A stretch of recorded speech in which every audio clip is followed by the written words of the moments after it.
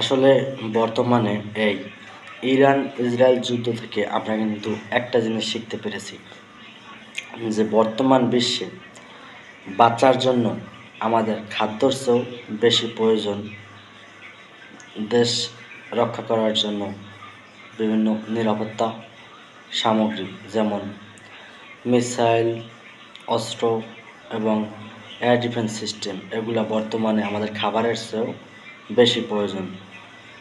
আমরা যখন শুনলাম যে ইন্ডিয়া যখন পারমাণবিক শক্তি অর্জন করেছে, তখন কিন্তু পাকিস্তানের নেতাকর্মীরা মিলে বিভিন্নভাবে আলোচনা গবেষণা করে একটা সিদ্ধান্ত নিতে পারি যে ইন্ডিয়া যেহেতু পারমাণবিক বোমা বানাইছে এবং তারা আমাদের চিরশত্রু, আমরা যদি পারমাণবিক বোমা না বানাইতে পারি তাহলে কিন্তু পৃথিবীতে আমরা বেশিক্ষণ সার্ভাইভ করতে পারবো না।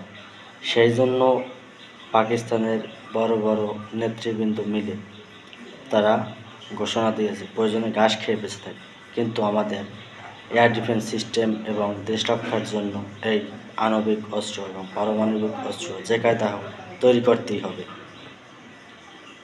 যদি আমরা আণবিক শক্তি অর্জন করতে না পারি তাহলে আমরা দুনিয়াতে সার্ভাইভ করতে পারবো না। সো সেই ডিফেন্স, সেই চিন্তাভাবনা, সেইগুলো আমাদেরকে বুঝতে হবে যদি বর্তমান বিশ্বে আমাদেরকে সার্ভাইভ করতে হয়। ওই সহসভাপতি আর অভ্যন্তরীণ রাজনীতি নিয়ে চলাফেরা করলে আর লুটপাট করলে আসলে বর্তমান বিশ্বে আপনারা কোনোভাবে কিছু করতে পারবেন না, খালি পারবেন এখানে বসে বসে নিন্দা জানাইতে।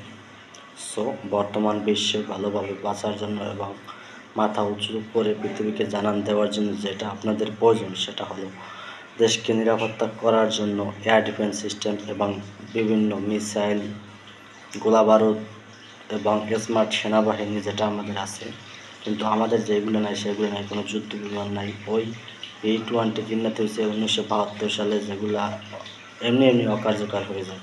সো এগুলো বাদ দিয়ে এখন নতুন কিছু জিনিস আনয়ন করুন যাতে করে স্মার্ট ছেলেরা স্মার্টভাবে প্রশিক্ষণ নিতে পারে এবং বর্তমান বিশ্বের সাথে তাল মিলিয়ে চলতে পারে।